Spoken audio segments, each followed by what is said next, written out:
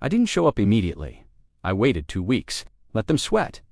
Then one Sunday, I drove back to my hometown, pulled up to the same house I once escaped, took a breath, and walked up the porch steps.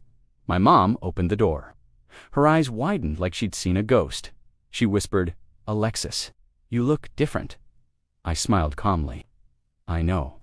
Inside, my dad sat with Amelia, who looked small, shaken, nothing like the confident girl she once was. For the first time ever, they all waited silently for me to speak. I sat across from them, hand steady, voice calm. My mom broke the silence. "We're going through a lot right now. Amelia needs help. We all do." "We thought you thought I'd come running since I always did," I said gently. Their faces tightened. I continued, "But I'm not that girl anymore." My dad leaned forward, trying to regain authority. "We're still your family. We deserve respect." I locked eyes with him. "You lost the right to emotional respect the day you refused to give it." They had no response. Amelia whispered, "I'm sorry.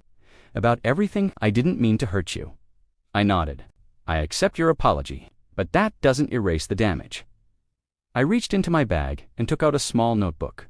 My therapy journal, not filled with anger, not accusations, just entries, raw emotions. Descriptions of moments when their emotional neglect harmed me. I placed it on the table. "This is who I became because you ignored me, because you called me dramatic, because you cut me off emotionally." My dad swallowed hard. My mom's eyes filled.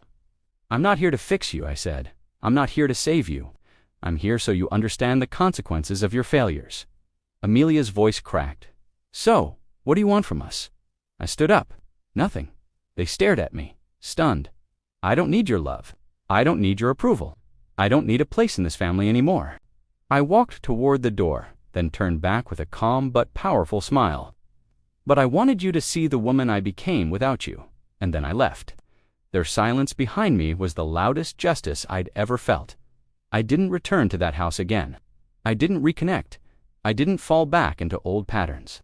Instead, I built a life rooted in self-love, boundaries, and emotional independence.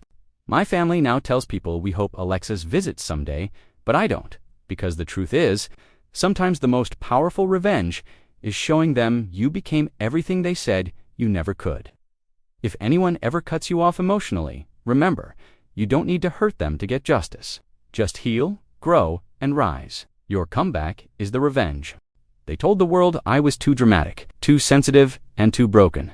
They cut me off emotionally for years, ignored me when I needed them most. But the day I walked back into their lives, I wasn't the weak girl they remembered. I came back stronger, and I made them confront every mistake they buried. Hey, I'm Alexis Reed, and this is the story of how my family emotionally abandoned me and how I returned years later, not for their approval, but for justice. This isn't a story about yelling, revenge plots, or dramatic confrontations. This is about quiet, powerful transformation, the kind that scares people who once enjoyed seeing you broken. Growing up, I wasn't the favorite, not even close. My younger sister, Amelia, was the perfect child, straight A's, pretty outgoing, adored by everyone. And me. I was the problem. Emotional, introverted, too sensitive. When I cried, my mom said I was exaggerating. When I expressed fear, my dad said I was being dramatic. When Amelia hurt me or mocked me, they brushed it off as sibling teasing. Over time, I stopped talking, stopped sharing, stopped trusting. By the time I was 16, I felt invisible in my own home. When I turned 17, I went through something dark, a period of severe anxiety and trauma caused by a classmate who wouldn't leave me alone. I begged my family for help, literally begged. My mom responded, "Alexis, stop acting like a victim. You attract these problems," my dad said. "You need thicker skin. Amelia never struggles like this." And Amelia, she laughed. "Maybe if you weren't so weak all the time." That was the moment something inside me shattered. I realized I had no one, no support, no emotional safety, so I did the only thing I could. I packed a small suitcase, left a short note saying, "I need space," and walked out of that house. No one stopped me, not even my mother peeking from the window. I moved to another state with the little money I had, worked odd jobs, went to therapy, rebuilt my sense of self piece by piece. It was painfully slow. Some days I couldn't get out of bed. Some days I cried until I couldn't breathe. But for the first time, those emotions were mine, not something my family mocked me for. Therapy changed my life. I started setting boundaries. I learned confidence. I pursued a degree in trauma psychology.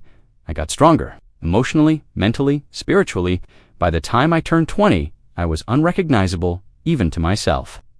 No longer the timid, fragile girl who begged for their love, but a woman who knew her worth without needing their validation.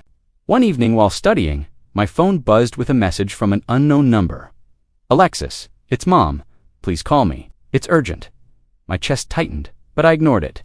The next day, another message. "We need you. It's about Amelia." I still didn't respond.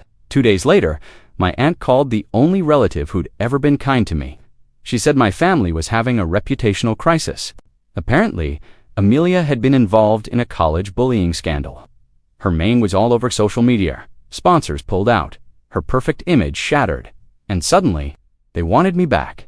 Not for love, not for healing, but because they needed my emotional strength, the same strength they crushed out of me. I told my aunt I'd think about it, but inside, a fire lit up.